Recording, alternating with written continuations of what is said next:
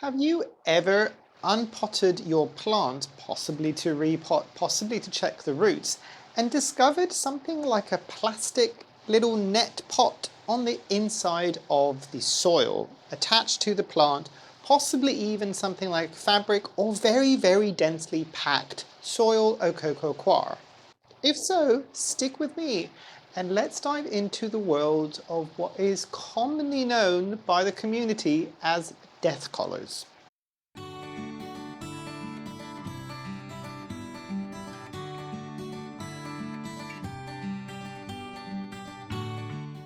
Hi, my name is Memo, this is my channel, Houseplantygoodness, and essentially it's a place where I like to geek out about my big passion.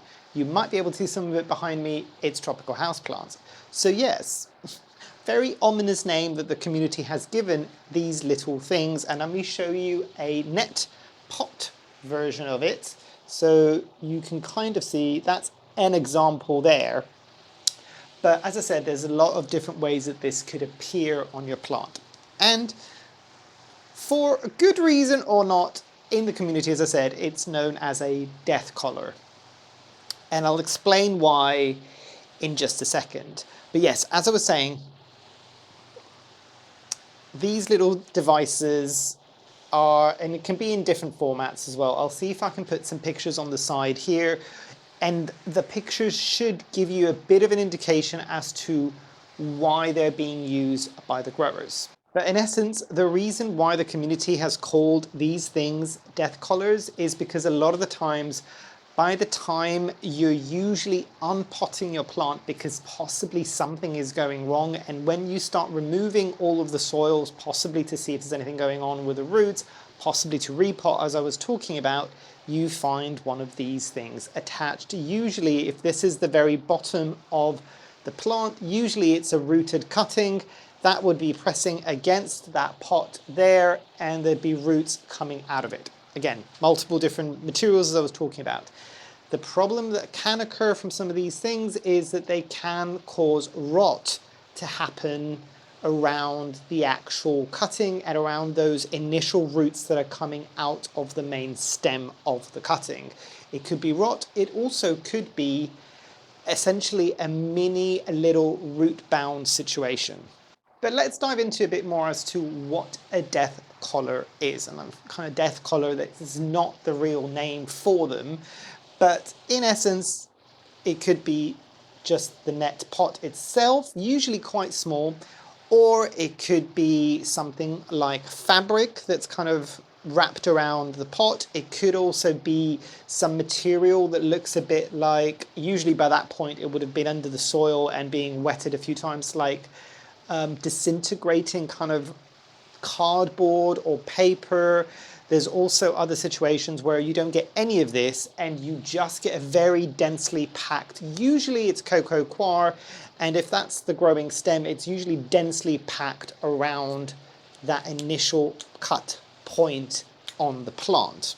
So think about it as biodegradable kind of coir pots or fabric sleeves. Any of these things kind of make a bit more sense, and that's generally what the commercial growers are using. That's what they are putting in. They're not putting in death collars, so to speak, which is something that we call it within the community. And just to explain a bit more as to why they might be using, I'm using the plastic one because it's a nice and easy one, and I discovered one recently on a video that I was doing about repotting some orchids which had some root rot, not related to the net pot. I'll link the video there if you haven't seen it. But somebody saw that I pulled one of these out and they were just like, oh, could you maybe do a video a bit more on kind of death collars? Because some people were saying we don't know what that is. The first time we're hearing it, we're finding it kind of funny but kind of worrying at the same time. And there's a lot of other people going, well, yeah, we know what they are. Maybe do a video just to kind of explain it a bit more. So hey presto, this is your video. But in essence, what these things are is something to help the commercial growers get going. So think about any time that you might be taking a cutting. Yeah, just any cutting from any one of your plants in order to propagate it, which basically means to let it grow roots and then potentially move it into its more final pot or more final kind of home. So what the growers will do, because the commercial growers aren't just propagating 1 or 2 cuttings, they are propagating hundreds, if not thousands of cuttings at the same time. They could also be using this if they are starting something from seed, not just for actual cuttings. And what it does is it creates an environment for them where they can do this in mass. So imagine this was just the coco coir plug, yeah? Any of these things applies to all of them. And you put a seed in. Anybody who has ever grown or started seeds for seedlings, for garden, allotments, anything to do with kind of vegetables, you'll know that there's different versions of what this could be used. A lot of people, for instance, in the gardening community might kind of jerry-rig their own one, and a lot of the times it tends to be that inner tube from toilet paper. And they'll create a little kind of like temporary pot, they'll put some soil in, they'll put the seed in, and that essentially becomes their little propagation vessel. Commercial growers have also got things that are specifically made for this purpose. So they would do this, it helps hold the cutting, or it helps hold the seedling in whatever media they're kind of growing it in, or whatever environment it's being grown in. And it also helps protect those early roots from maybe drying out too much, any form of stresses that would happen. It just ensures that the commercial growers will have success when it comes to rooting out their cuttings or kind of growing out things from seeds.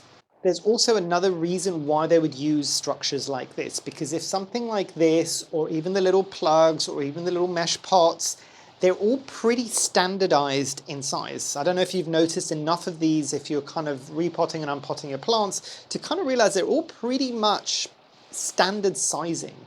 And that might also be because depending on the commercial grower and depending on the scale that they're growing, they probably aren't doing things by hand, not just might, they probably aren't doing things by hand. They're probably automating this with some machinery.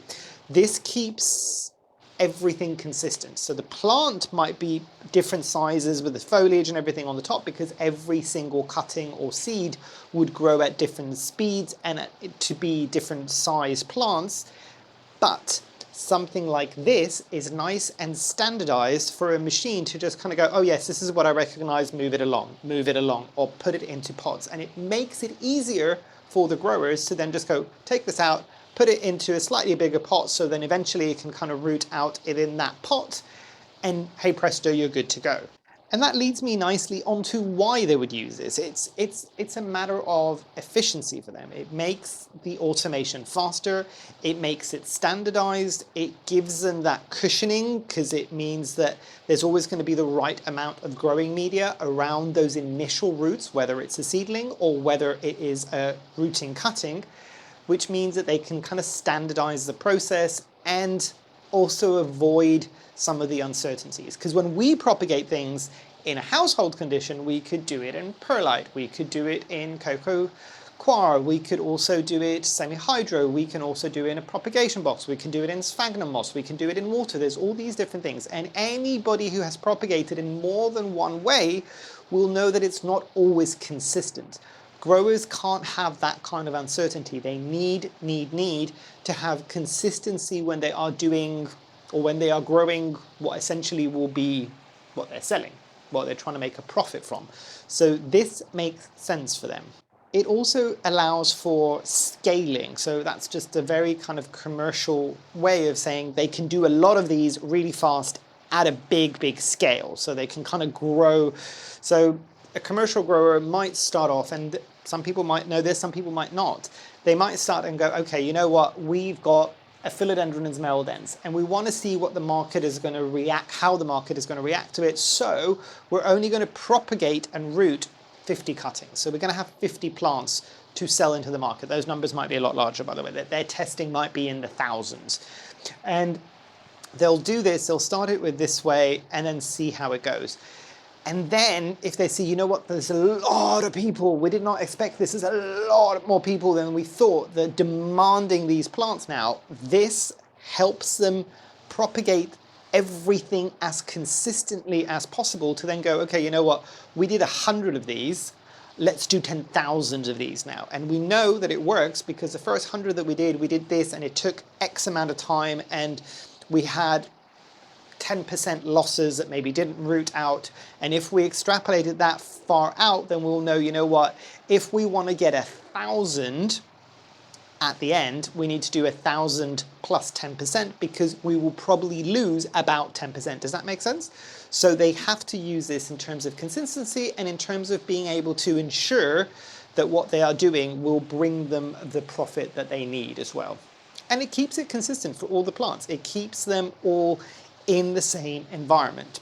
Something else that might be happening is, depending on the grower and depending on the scale that they are growing these things, so something like a plastic net pot, not always, but it could be there's a plastic net pot with some soil media in the middle, and this might be grown hydroponically or aeroponically.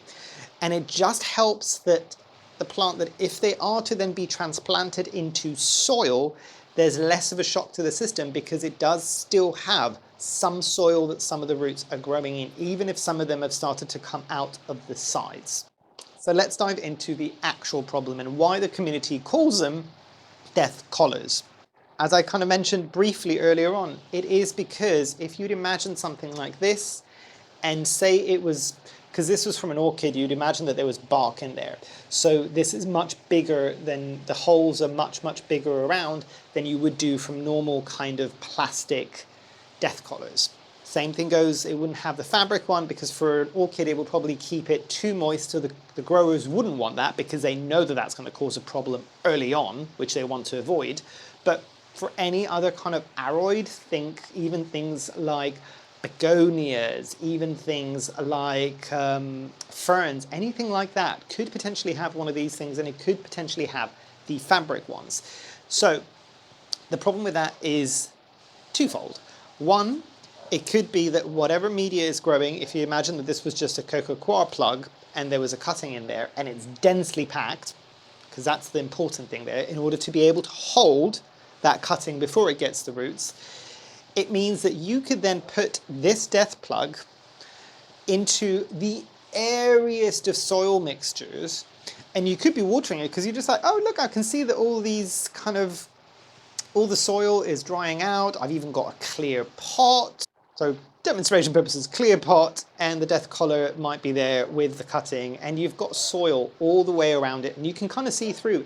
And you might even be seeing roots that are coming through on the rest of the pot, and this is why sometimes people miss it, even if they're using something like a clear pot, because this is usually buried a bit deeper, because that's probably where you planted the plant in when you were transplanting it into a clear pot. You've probably never seen this. It's usually soil. If you're buying it in a nursery pot, which is bigger, this will be buried within it basically, because they'll just take this thing as a whole, put it in a pot, and then put soil or growing media around it. Now, what will then happen with any of these death collars when they're in here, even if you are getting roots, even if you're seeing them around here, especially if it's something like the fabric sleeves or possibly even the coco coir plugs, which are very densely packed, is you might be seeing things over here, you might be growing it normally, you can see that this is all kind of using the water frequently, you're doing everything right, and then all of a sudden you see the plant on the top start to decline, and it's just like, but the watering's been fine, the humidity's fine, everything that this plant needed, it was growing really, really happily.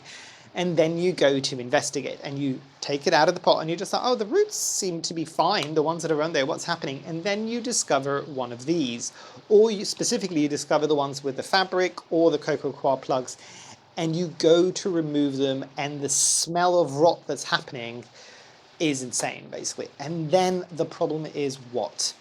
You've got the main cut point or the main growing point for if it was a seedling, if it started off from a seed, being within this very damp media. So what you've got, if you've got rot around here, and even if the rest of the roots, because sometimes you can get that, are fine, they will eventually die off because that's the beginning of the rot. And it's also so close to the base of the plant, it's unreal, which means that it's very easy for the rot then to travel up the stem.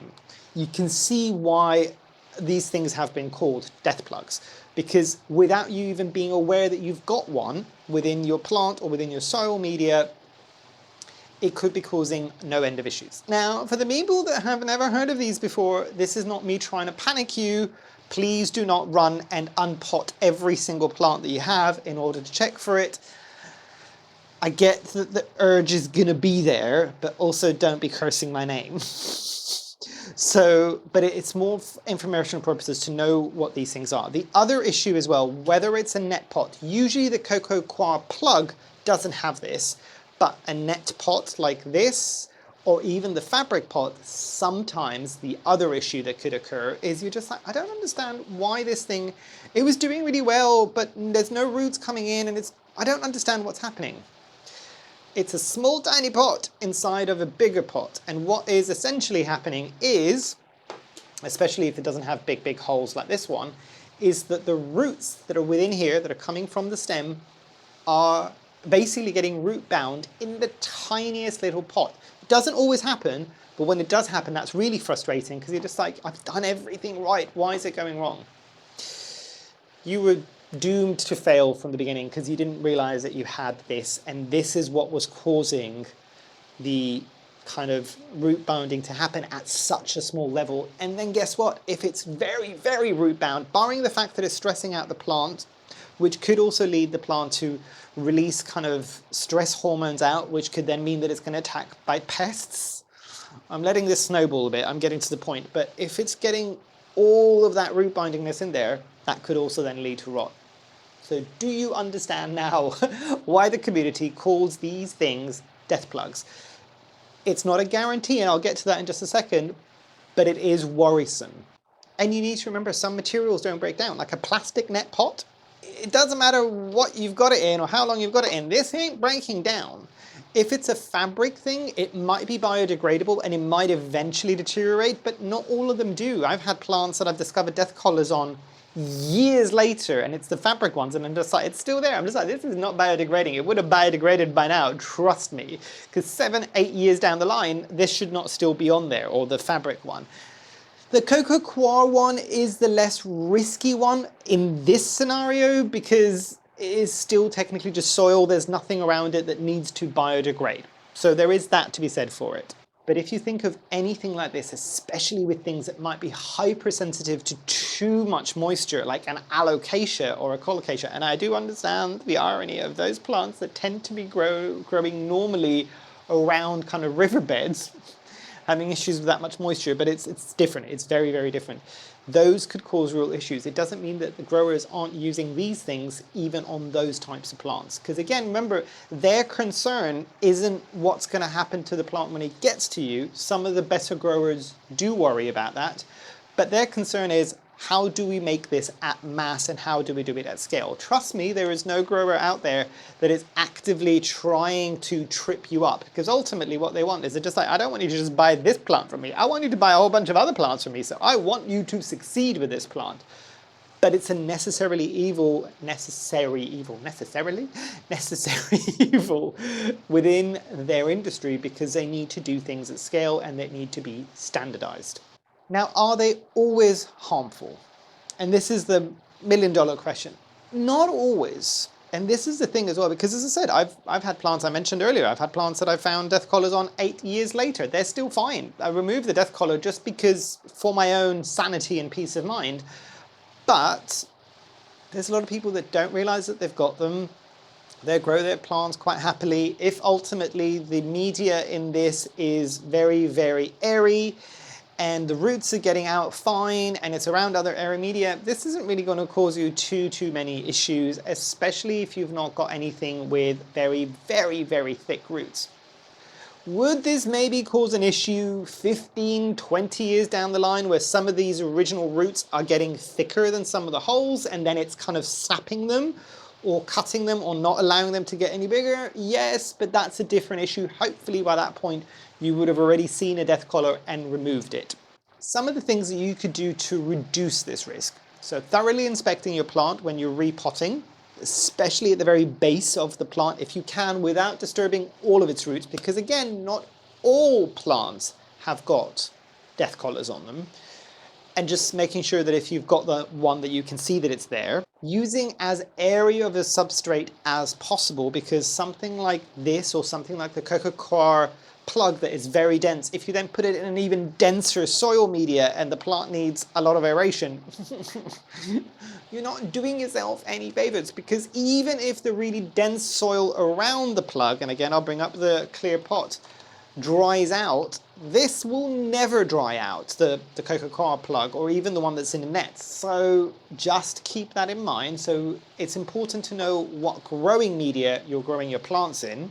And sometimes if you've got the fabric one, maybe all you need to do is just cut some slits, because sometimes the fabric ones can be the most fiddly ones to get off, because by the time you start removing it, if you're trying to pull it off, you might end up snapping quite a few roots. So it might just be enough for you to like cut some slits in it just to let that breathe and to make sure that that fabric isn't kind of collaring those roots as they're coming through the fabric as well.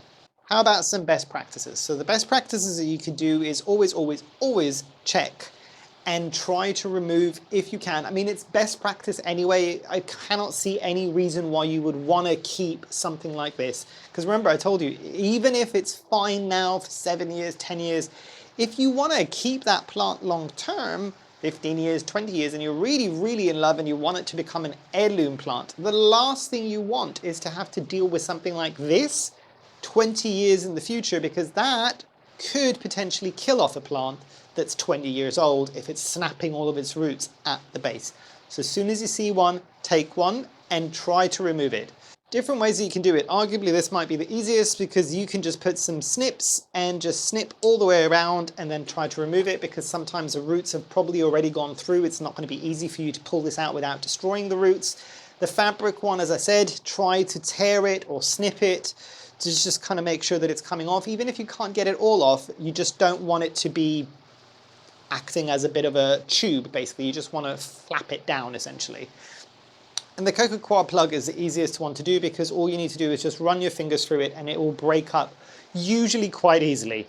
If you can, with either the net pot or even the fabric one, you've already done so with the coco coir plug, try to loosen up that media as much as possible, or try to remove it altogether. There's not too much there. It's a good thing to just save yourself some heartache later on, and then you know that if you've removed very dense media from here, from the very base of the plant, you're not going to have to deal with it later on, and whatever media you're then adding in, whatever growing media you're then adding in, should be absolutely fine. So some of my final thoughts with this. This video was never intended to worry or panic anybody, but it's more of a wider point of discussion that we can all have. So please do let us all know down below if you're kind of a seasoned grower, or maybe even a new grower, and you've heard of this or not heard of this, and what you've done to deal with this, and maybe share some of your stories where it may have gone wrong because you didn't realize. I think that's a lot of value for people to kind of see it all within one space, which hopefully the comments of this video will be. Now, if you are a beginner and you find something like a Deth collar in your growing media, my humblest of opinions is remove it every time. It will get you used to checking for it, and it will get you used to removing it without destroying plants. And if you're a beginner, you're probably going to be doing this on plants that are generally easily replaceable, because they might be easy to find or not that expensive. So even if you mess up entirely, you can fix it by getting another plant. I know it sounds bad, but it's true, you can fix it. What you don't want to be doing is going from beginner to intermediate to advanced and having never dealt with this, and then trying to do this for the first time. Not that it's kind of rocket science, but it is a bit fiddly and it does take a bit of practice to get it right. You don't want to be doing this with exceptionally rare plants, or ones that are difficult to find, or very, very expensive plants. So start early. And also, if you're a beginner, this will take off some of the, oh no, I'm really bad with houseplants, even though I thought I was doing everything right. Because in all fairness, you probably were. You just weren't set up for success from the grower that grew the plant and then the seller that sold the plant. That's another good point to bear in mind. Do not start screaming at either the growers or the sellers. I explained why the growers do it and why they need to do it. A lot of the times the sellers, the plant shops, might not even know that the plants that they're getting have got Deth collars. So if they didn't know, they can't usually address it. And some of the bigger, better plant shops might have conversations with some of the growers and saying, look, For us, we can't keep buying from you if you're going to keep using collars at all, or we will not keep buying from you if you've got plastic collars, but we're okay with the coco peat plug collars. It's one of those things that they've got more power than we do as individuals, because we're not immediately close to the growers. The people that are immediately close to the growers are the plant shops. They also have more sway because we can sit there and whinge and go, me and John and Jane and all of these people are complaining individually, but then the growers can be like, oh, it's fine, there's only a handful of you. But if the shops that are buying these plants in mass from the growers start complaining or start throwing their weight around, the growers will then more likely pay attention, because it is, oh no, hold on a minute, because you actually are worth quite a bit of money for me. What are you saying? I need to listen to you. Do you see what I mean?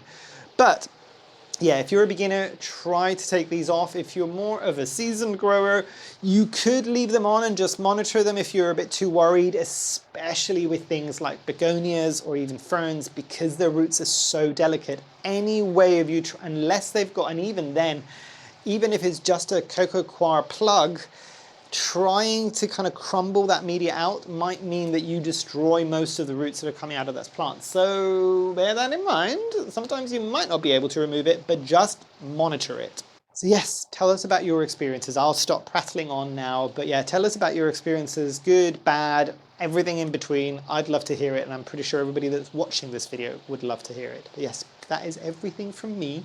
Hopefully you've enjoyed. Hopefully I shall see you here soon, and I truly, truly hope that you have a great rest of your day. Thanks. Bye.